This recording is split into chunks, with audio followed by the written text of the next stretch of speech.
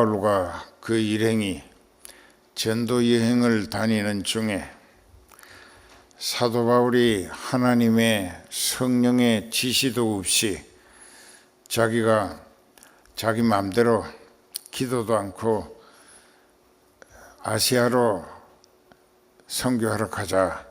그 아시아라고 하는 것은 특히 중심부를 말합니다. 그런데 예수의 영이 허락지 않았고, 그래서 한번 제지를 당했으면 아차, 내가 누군가, 나는 예수님의 종이다, 내 주인이신 그분이 원하시고 지시하시는 대로 가야지 하고 기도했으면 좋았는데, 난척하고 좀 자기 주장대로 하고파서 기도도 해보지 않고 다시 북쪽 비두니아로 가고자 애썼습니다. 이제 사도 바울도 실수를 했었죠. 그런데 하나님이 서둘러 동쪽으로도 못 가, 북쪽으로도 못 가. 어디로 가냐? 서쪽에 에게해를 건너서 그리스 동북에 있는 항구 도시 빌립보로 가서 복음을 전하고 교회를 세우라. 그러니까 아시아를 떠나서 유럽으로 건너가고, 그 유럽의 첫 번째 선교를 위한 교두보로 빌립보 교회를 세우게 하신 것입니다. 그 교회는 루디아의 집에서 시작했습니다. 그 이제 저녁까지 부흥회를 하고 성령이 충만한 가족을 두고 저녁도 거기서 얻어먹었겠죠.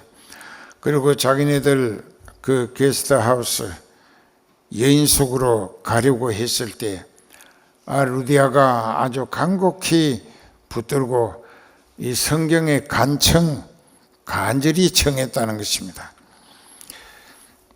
나를 이제 진짜 주 믿는 성도로 인정하거든, 이렇게 영적으로 갓 태어난 하늘 소망의 갓난 아기들을 두고 떠나지 말고 우리 집에 머물면서 우리가 영적으로 성숙할 수 있도록 이렇게 길러달라 한 거예요.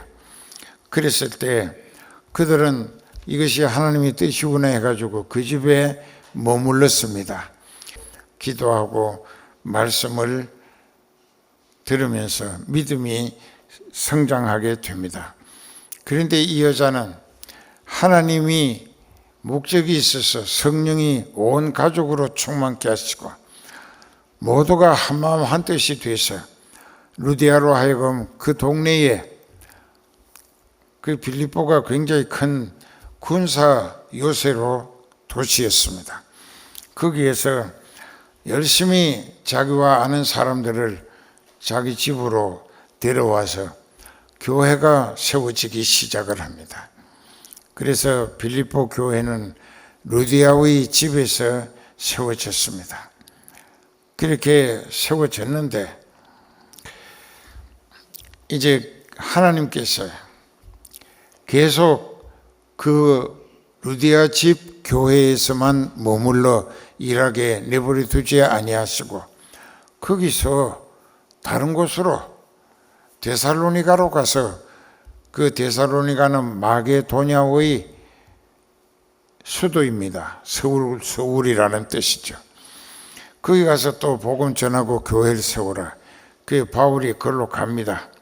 가게 될 때는 루디아의 집에 교회가 꽤 많이 모이고, 그러니까는 전에는 문 다 열어놓고 거실에 안방 건너방 모두 마주보고 앉아서 예배를 드리는데 사람이 많아지다 보니까 또 그 여인은 국제 무역을 하는데 옷감에다가 자주 물 염색을 해서 여자들의 치마나 저고리를 만드는 일로 그 시대에 최고로 유행했다고 합니다. 그래서 성경에는 자주 장사라, 자주 물 들인 옷감 장소라는 뜻입니다. 돈이 꽤 많았습니다. 자기 고향 여러 공장에서 주문한 물건이 배를 타고 오고 자기는 그것을 받아가지고 유럽 여러 나라 여러 도시로 또 이제 보내면서 파는 무역을 했기 때문에 돈이 있었어요. 그래서 루디아는 이제 자기가 받은 은혜 보답을 위하고 또 자기를 먼저 구원하시어서 성령의 사람으로 붙들어 쓰시는 뜻을 성령이 깨닫게 하셨기 때문에 자기가 벌어놓은 돈 가지고 예배당을 지었어요. 그 예배당을 짓고 그것이 빌립보 교회였습니다. 근데 마게도냐, 그 그리스 북쪽을 이제 지배하는 도시 마게도냐 수도로 갔습니다. 데살로니가로 갔는데 거기 가니까 돈도 없고 아무것도 없이 갔는데 이 루디아가 자기 구원의 기쁨을 인하여 하나님 은혜에 보답하고 선교하는 사도 바울과 함께 선교하고 싶어서 자기가 돈을 바울에게 많이 줬습니다. 그 돈을 가지고 갔습니다. 그 말씀이 성경에 빌립보 4장 10절 이하에서부터 보면 있어요. 한번 봅시다. 빌립보 4장에 가서 10장 10절 이후에서 내가 주 안에서 크게 기뻐하면 너희가 나를 생각하던 것이 이제 다시 싹이 나미니 너희가 또한 이를 위하여 생각은 하였으나 기회가 없었느니라. 내가 궁핍함으로 말하는 것이 아니라 어떠한 형편이든지 내가 자족하기를 배웠노니 내가 비천에 처할 줄도 알고 풍부에 처할 줄도 알아. 모든 일에 배부르며 배고픔과 풍부와 궁핍에도 일체의 비결을 배우노라. 내게 능력 주시는 자 안에서 내가 모든 것을 할 수 있느니라. 그러나 너희가 내 괴로움에 함께 참여하였으니 잘하였도다. 빌립보 사람들아, 너희도 알거니와 복음의 시초에 내가 마게도냐를 떠날 때에 주고받는 내 일에 참여한 교회가 너희 외에 아무도 없었느니라. 데살로니가에 있을 때에도 한 번, 두 번 너희가 내 쓸 것을 보내었도다. 내가 돈을 구함이 아니요 오직 너희에게 유익하도록 생명의 열매가 번성하기를 구함이라. 내게는 모든 것이 있고 또 풍부한지라. 에바브로디도 편에 너희가 준 것을 받음으로 내가 풍족하니 이는 하나님이 즉 예수님이 받으실 만한 향기로운 제물이요 하나님을 기쁘시게 한 것이라. 나의 하나님이 그리스도 예수 안에서 영광 가운데 그 풍성한 대로 너희 모든 쓸 것을 채우시리라. 하나님 곧 우리 아버지께 세세무궁토록 영광을 돌릴지어다. 자, 성령 받은 사람은 하나님의 계획에 의해서 성령을 받습니다. 그리고 그의 인생은 성령 받은 그 시간서부터 성령이 하나님 뜻 가운데로 이끌어 가시면서 하나님의 뜻을 이루어 드리는 일꾼으로 사용하신다. 그랬습니다. 그랬는데 이 빌립보 교회가 굉장히 많은 일을 했어요. 사도 바울의 선교를 통하여 루디아의 집에서 시작된 빌립보 교회인데도 사도 바울이 그것을 떠나서 마게도냐 수도인 데살로니가에 가서 교회를 세우고 거기도 돈 줘서 가서 세우는데 또 두 번, 몇 번 돈을 보내줬다. 이게 기도를 매일 계속 뒷바라지 기도를 합니다. 그리고 또 다른 곳에 가서 교회를 세우면 또 가서 이제 지원하고 재정 지원도 하고 기도도 계속합니다.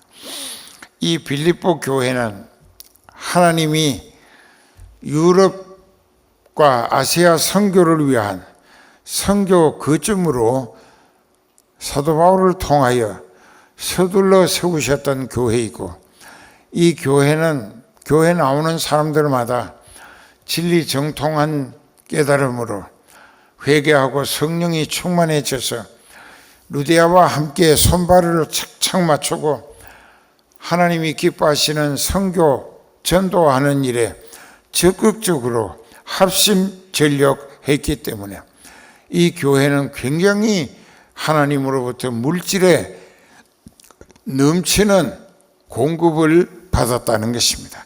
계속 물질을 사방 세계 모든 나라 선교하는 곳마다 돈을 보내고 교회가 세워지도록 건물을 사주고 또는 예배당을 지어주고, 또 그곳에 믿겠다고 하는 사람들 중에 너무나 형편이 가난한 사람들이 있으면 열심히 옷가지나 식량이나 돈을 보내가지고 주의 이름으로 사랑을 나누며 전도하는 일에 자기네들의 모든 것을 집중했었다는 것입니다.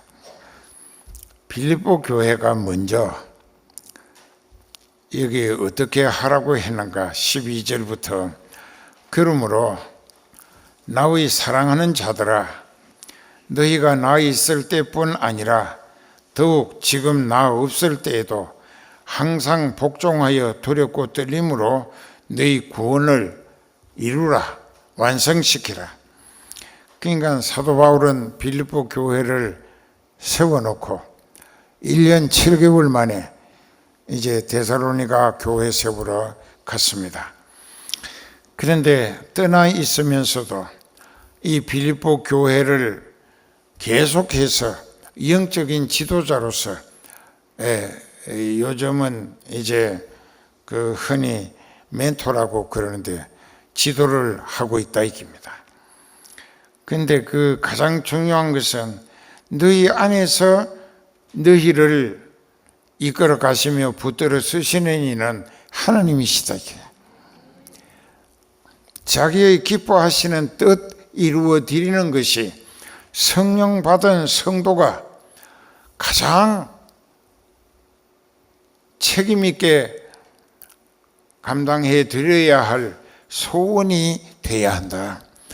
성령에 이끌려 쓰임받는 성도는 하나님의 뜻 이루어 드리는 것이 사는 목적이요 소원이 되어야 한다. 이게 성령 받은 사람은 예수님이 기준이다. 이게 이 사람의 기준도 예수님이고 이 사람의 기준도 예수님이에요. 그러니까 피차가 다 예수님 기준으로 판단하고 말하고 행동하다 보니까 자기들끼리 시비할 게 없다. 이게 맞아요? 그렇게 돼야 그게 진짜 영적으로 건강한 교회, 하나님이 기뻐하실 교회가 된다. 이게 그러니까 절대로 원망이나 시비를 또 흠잡지 말고 하지 말라. 이게 오히려 이 세상 불신자들에게 진리의 빛을 밝혀줘야 하고, 또 하나님의 흠도 없고 주름 잡힐 것도 없어 티도 없는 아주 깨끗하고 충성스러운 모습으로 하나님 앞에도 영광을 돌리기를 힘써야 한다. 그러면서 생명의 말씀, 자기가 말씀을 실천하고 믿음 생활하면서 다른 사람을 그 말씀으로 깨우쳐 구원의 길로 이끌으면 성과가 따릅니다. 자기도 말씀대로 살지 아니하면서 다른 사람 보고 전도한답시고 이 말씀 듣고 그대로 믿으면 구원을 얻는다고, 그건 자가당착이에요. 이런 모순이 있을 수 없다고. 자기부터 생명의 말씀이 자기 생활을 통하여 밝혀질 수 있도록, 믿는 사람은 저렇게 사니까 하나님이 그렇게 도와주시는구나, 이렇게 보여주면서 나처럼 믿으라 할 수 있어야 하는 거예요. 맞아요? 그렇게 삽시다. 그래서 16절에 보면은 생명의 말씀을 밝혀 나의 다름질도 헛되지 아니하고 수고도 헛되지 아니하고, 다름질은 빌립보 교회를 영적으로 바로 세우기 위한 열심이고, 다름질 또 수고도 열심히 일했다는 것이지, 그것이 헛되지 아니하고 수고도 헛되지 아니하므로 예수님 재림하시어서 모두 생명부활로 저 공중에서 어린 양의 혼인잔치에 참여할 때, 그때 나로 자랑할 것이 있게 하라. 당신네들이 내 자랑거리가 되어져야 할 게 아니냐. 그래서 양떼의 믿음이 바른 믿음으로 하나님께 인정받고 성령께 이끌리며 쓰임받고, 또 그 생각 기특하고 말과 행동이 진실되고 충성스러움으로 예수님 마음에 들었다 하면은 예수님도 그 사람을 가리켜 하나님 아버지께 성은교회 아무개를 보시옵소서. 그 사람 믿음이 얼마나 보배롭고 아름답고 존귀한가고, 예수님도 자랑거리로 아버지께 자랑할 수 있어야 되고, 목자도 재림하시는 예수님 앞에 자기가 애써 수고해가지고 가꾸어진 그 양떼들이 생명부활로 다 함께 살아서 예수님 앞에 어린 양의 혼인잔치에 참여했다. 그러면 그 모든 영광스러운 믿음의 결실이 목자에게는 참으로 너무나 보람된 자랑거리가 돼야 하지 않겠는가. 그래서 여기도 17절에 만일 너희 믿음의 재물과 봉사 위에 내가 나를 관제로 드릴지라도, 그 성도들이 자기 생애를 생각, 말, 행동 몽땅 다 천국 소망을 바라보고 하나라 갈 그때의 입장을 위하여 한 영혼이라도 더 구원시켜서 생명의 열매를 맺어 하나님 앞에 설 때에 책망 듣지 않고 칭찬 드려야겠다고 애쓰는 그 모든 정성과 노력과 기도와 눈물, 이 모든 섬김을 다하는 모습을 볼 때에 목자도 자기 자신을 그들의 섬김의 제물 위에다가 관제라고 하는 것은, 이제 짐승의 피를 그릇에 담아놨다가 그 양고기 기름 이렇게 불에 태울 때 그 고기 위에다가 피를 부어서 함께 피와 고기 기름 다 함께 타서 하나님께 번제로 드리워지는 그 제물을 순교 제물 상징하는 것입니다. 그러니까 사도 바울이 말합니다. 당신네들의 믿음이 너무나 지극정성이고 내게 감동적이고 자랑거리가 됐기 때문에 그 당신네들의 정성 어린 제물 위에다가 내 피를 쏟아 부어서 내가 함께 순교의 제물로 하나님 앞에 드리워진다고 해도 너희 믿음이 더 잘 믿는 믿음이 될 수만 있다면 나는 기쁨으로 내 생명을 당신네들 위해서 바칠 수 있다 하는 말을 한 것입니다. 그러므로 나의 사랑하고 사모하는 형제들, 나의 기쁨이요 면류가 아닌 사랑하는 빌립보 성도들아, 이와 같이 주 안에 서라. 지금 내가 쭉 설명했듯이 이 사도 바울은 그들을 사랑한다고 했고 사모한다고 했고 형제라고 했고 기쁨이라고 했고 면류관이라고 했습니다. 빌립보 교회는 그토록 사도 바울이 세우고 떠나서 여러 곳에 선교하고 교회를 세울 때마다 빌립보 교회가 기도와 물질로 정성을 다해 뒷바라지 했기 때문에 그 빌립보 교회는 사도 바울에게는 자랑거리고 예수님 앞에 상탈 면류관 거리다. 그래서 내가 당신네들을 기뻐하고 사모하고 사랑하고 그렇게 내게는 면류관같이 귀하게 생각한다. 그런 교회가 되면 얼마나 좋겠는가. 그런데 고린도 후서 1장에 12절부터 우리가 세상에서 특별히 너희에게 대하여 하나님의 거룩함과 진실함으로써 하되 육체의 지혜로 하지 아니하고 하나님의 은혜로 행함은 우리 양심의 증거하는 바니 이것이 우리의 자랑이라.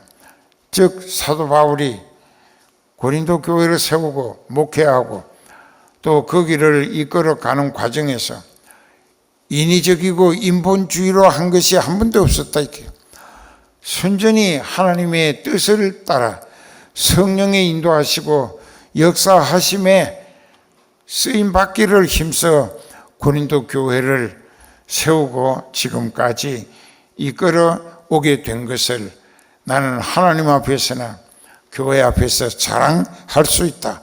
왜? 인간적인 방법으로 안 했다 이게. 즉 자기를 위해서도 안 하고 교인 누구를 위해서도 안 하고 오직 하나님의 뜻을 받들어 그 교회가 영적으로 다 회개하고 성령 충만해서 하나님 마음껏 섬기다가 영광스러운 자격으로 천국에 들어갈 수 있게 되기만을 목적으로